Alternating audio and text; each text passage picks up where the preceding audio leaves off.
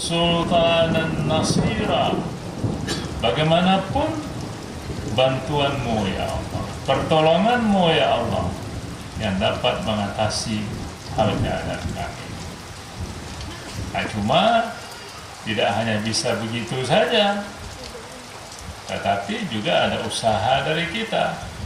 Kalau kita selama ini meninggalkan salat, jangan lagi dilanjutkan begitu, harus kita salat. Bahkan kita harus mengqadha salat itu.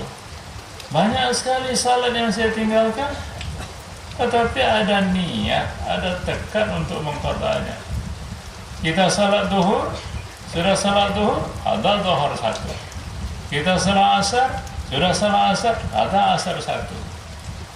Jadi 5 kali kita mengerjakan salat fardu yang bersifat tunai, 5 kali pula kita dapat mengqadha, membayar utang kita.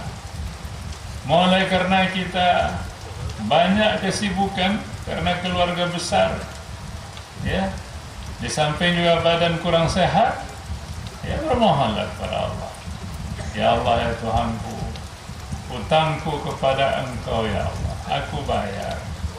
Tapi maafkanlah apabila mungkin pembayaranku ini adalah tidak sempurna. Tapi aku bertekad, mudah-mudahan sebelum Engkau ambil ajalku ya Allah, maka dapat utangku kepadamu, dapat aku bayar. Nah, di samping itu, supaya yang demikian itu gambaran daripada taubat. Kalau dia sudah merasakan yang demikian, penyesalan yang demikian, dan dia tidak akan mengulanginya lagi, maka taubat. Kemudian apa yang sudah terjadi, kita mohonkan keampunan Allah Subhanahu wa ta'ala. Jadi muhasabah itu bukan sekedar muhasabah, tafakkur dan menyesal saja, akan tetapi harus dibarengi dengan perbuatan yang nyata.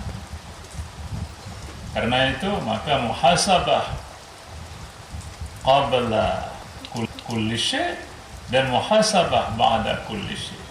Muhasabah atas hal yang lalu dan muhasabah pada hal yang datang. Dan inilah yang sebenarnya ditekankan oleh para hamba Allah yang saleh, supaya kita itu sadar, ingat kepada hal yang lalu. Ada enggak yang tidak beres hubungan kita dengan Allah? Ada.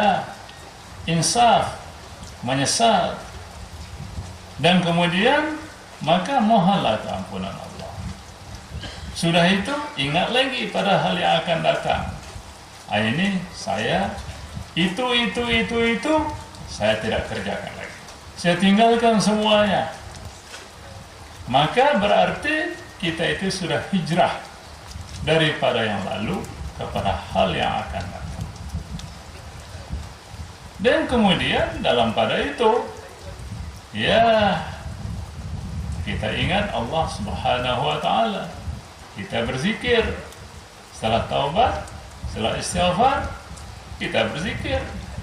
Zikir itu macam-macam. Ada zikir melalui ismu zat, ada zikir melalui asma'ul husna, ada zikir melalui nafi isbat. Kalau nafi isbat itu ada bersifat jahar, la ilaha illallah. Kalau nafi isbat itu melalui batin, maka la ilaha illallah itu dalam hati. Yang penting kita ingat kepada Allah. Apakah ingat kepada Allah bersifat jahriyah, atau ingat kepada Allah bersifat sirriyah, yaitu dalam hati. Kemudian setiap penggal itu kita ikrarkan, ya Allah, Engkaulah tujuanku, keridhaanmu lah yang aku cari. Dan kita berzikir lagi.